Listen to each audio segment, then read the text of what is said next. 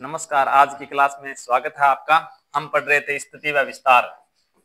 स्थिति व विस्तार, तो भारत के स्थिति व विस्तार के बारे में हम चर्चा कर रहे थे। इसी क्रम में आज हम पढ़ेंगे कर्क रेखा। कर्क रेखा, कर्क रेखा। तो कर्क रेखा के बारे में जानते हैं और हम पढ़ रहे हैं भारत के बारे में। तो भारत में कर्क रेखा का क्या महत्व है, तो इसके बारे में जानने के लिए पहले हम देख लेते हैं कर्क रेखा है क्या। तो पृथ्वी के ऊपर पृथ्वी के अध्ययन के लिए कुछ काल्पनिक रेखाएं खींची जाती है, जिसको हम अक्षांश व देशांतर कह देते हैं।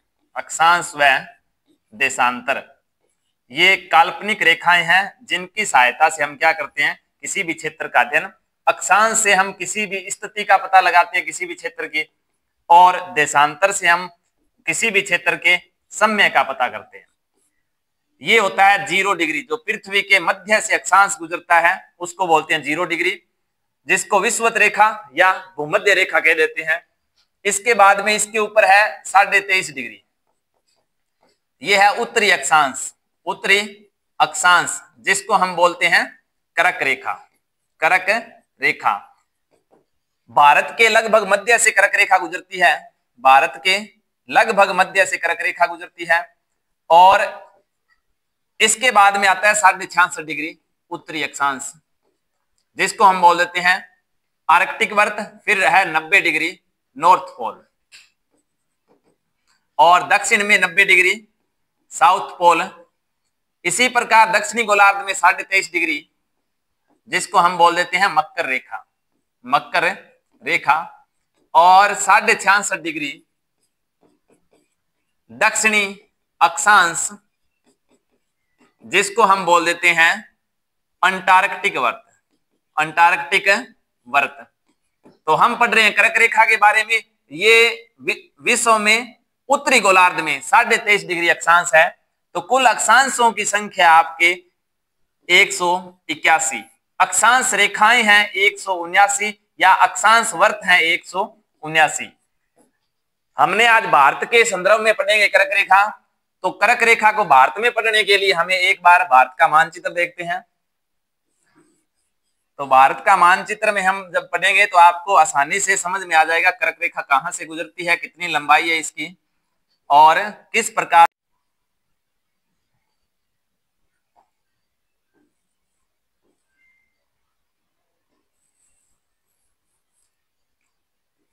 तो ये आपके सामने बिना मापनी पर आधारित भारत का मानचित्र है, जिसमें हम कर्क रेखा का प्रदर्शन करेंगे।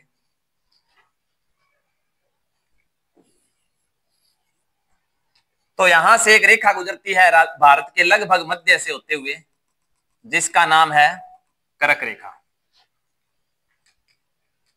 कर्क रेखा, जो कि 23.5 डिग्री उत्तरी अक्षांश है। उत्तरी अक्षांश है। कर्क रेखा के दक्षिण का भाग है, इसको बोलते हैं हम उष्ण कटिबंध। उष्ण कटिबंध। उष्ण होता है गर्म, कटिबंध होता है दो अक्षांशों के बीच का क्षेत्र। यह अब उष्ण कटिबंध क्या है, ये विश्व में देखते हैं।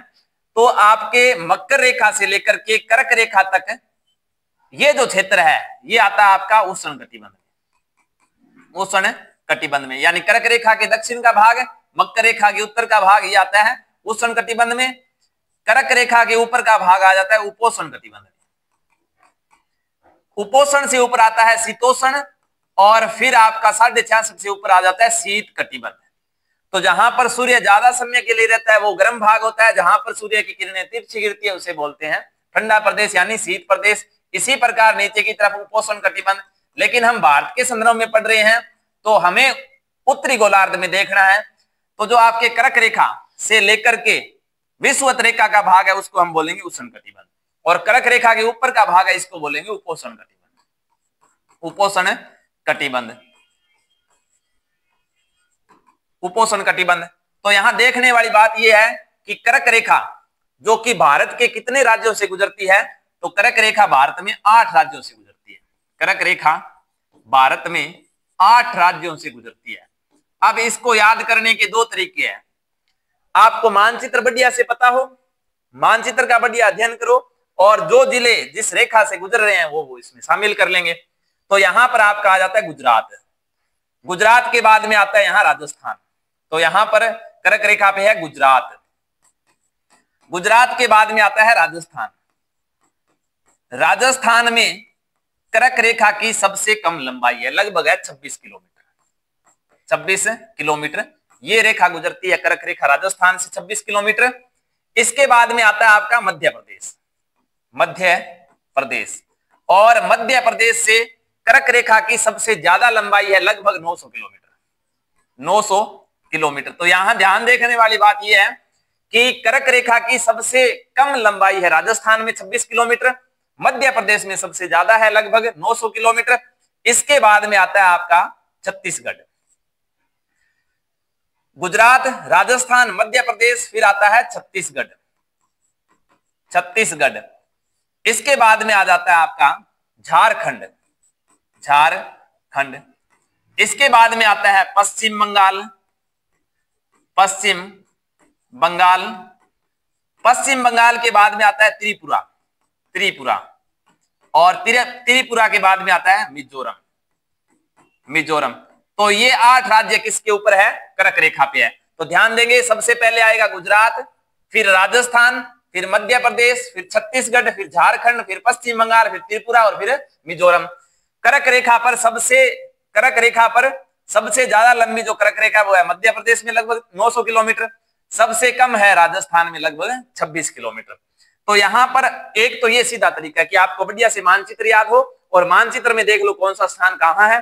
दूसरा तरीका ये है कि आप ट्रिक बना लो कोई भी, और बाकी ध्यान ये दें कि ट्रिक के आपको कंसेप्ट बढ़िया क्लियर होना चाहिए, ट्रिक माध्यम नहीं होता, फिर भी हम सीखने के लिए प्रयास करते हैं तो ट्रिक का प्रयोग करते हैं। राम झा के 6 पंगु मित्र, राम झा के, इसका थोड़ा कलर चेंज कर लेते हैं,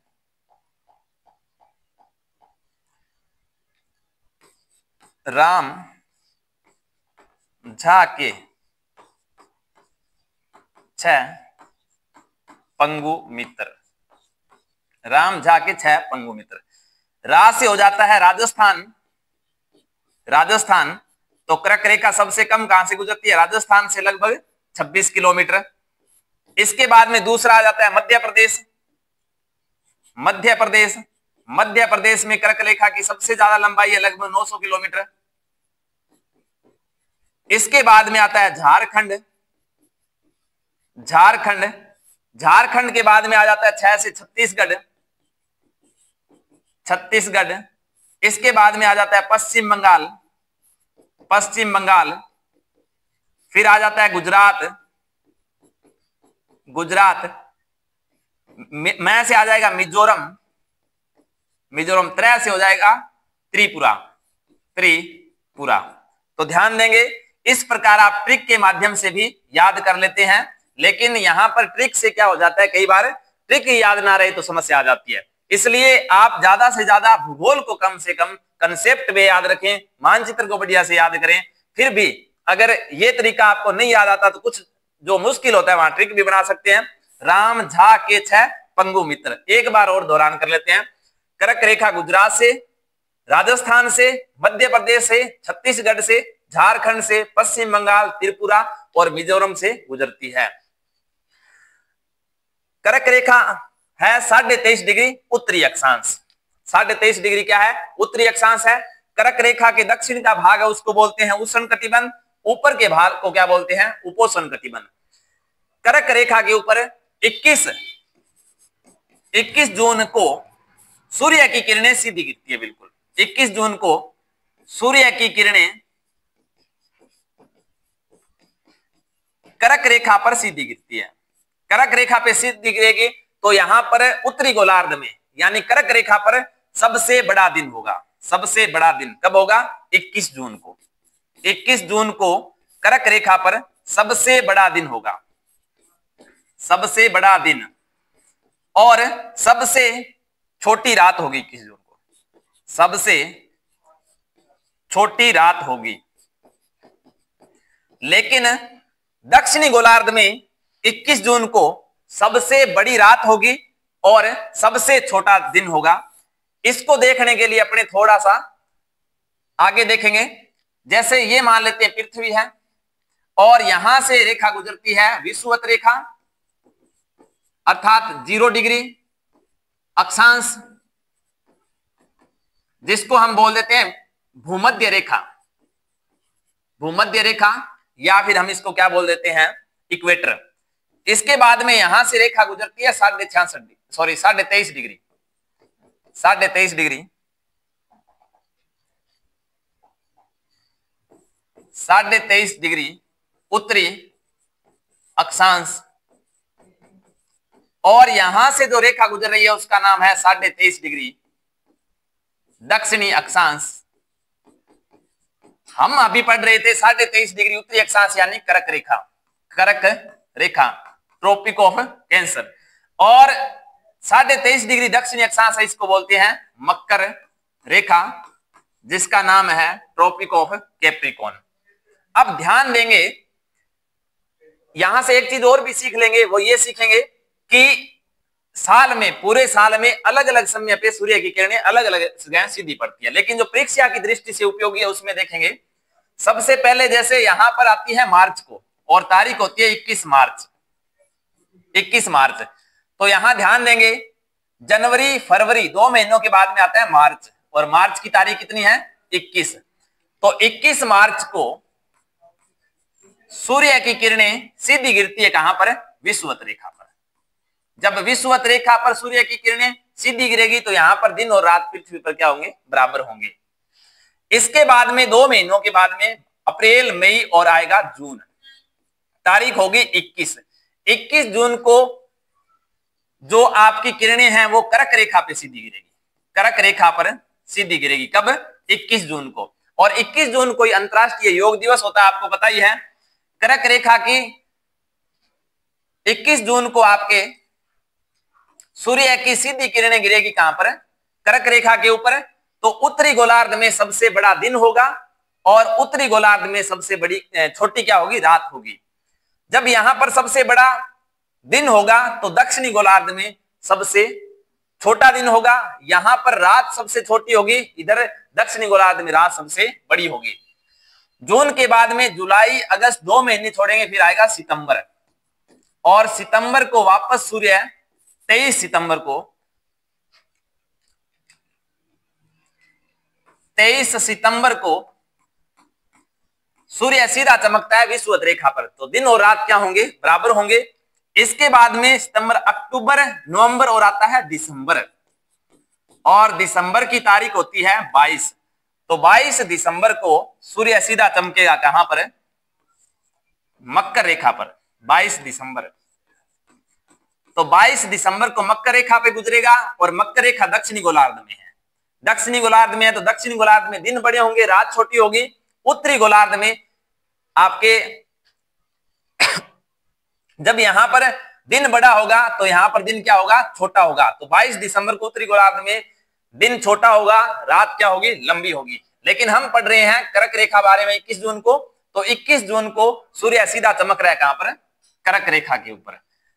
अब यहां देखेंगे जब सूर्य सीधा कर्क रेखा के ऊपर चमक रहा है तो सूर्य की जो किरणें हैं उनका कोण बढ़ेगा, सूर्य की किरणों का कोण बढ़ेगा, और जितनी दूरी बढ़ती जाएगी कोण में उतना ही तिरछापन बढ़ता जाएगा। और जब कर्क रेखा पर 21 जून को सीधा चमक रहा होगा तो जो ऊपर के जितनी ऊंचाई पर जाते जाएंगे वैसे वैसे कोण का तिरछापन बढ़ता जाएगा, और जब कोण का तिरछापन बढ़ेगा तो प्रकाश भी क्या प्राप्त होगा कम प्राप्त होगा। तो ये थी आपके सामने कर्क रेखा, एक बार दोहरान कर लेते हैं। कर्क रेखा जो कौन सा अक्षांश है 23.5 डिग्री उत्तरी अक्षांश है। कर्क रेखा भारत के 8 राज्यों से गुजरती है, सबसे ज्यादा आपके मध्य प्रदेश से 900 किलोमीटर, राजस्थान से 26 किलोमीटर, और कुल कितने राज्यों से गुजरती है 8 राज्यों से गुजरती है। ये आपके सामने है, सबसे पहले गुजरात, फिर राजस्थान, मध्य प्रदेश, छत्तीसगढ़, झारखंड, पश्चिम बंगाल, त्रिपुरा और मिजोरम। इसके बाद में अगर ट्रिक में याद करते हो तो कर लो, राम झा के 6 पंगु मित्र, रा से राजस्थान, मैं से मध्य प्रदेश, झा से झारखंड, 6 से छत्तीसगढ़, पै से पश्चिम बंगाल, और ग से गुजरात, मैं से मिजोरम, त्रै से त्रिपुरा। लेकिन मेरा मानना यह है कि आप मानचित्र बढ़िया से याद करें, कोई भी चीज बोलते हैं तो आपको पता होता है कि इसके साथ में कौन सा राज्य है। इसके बाद में हम आगे पढ़ते हैं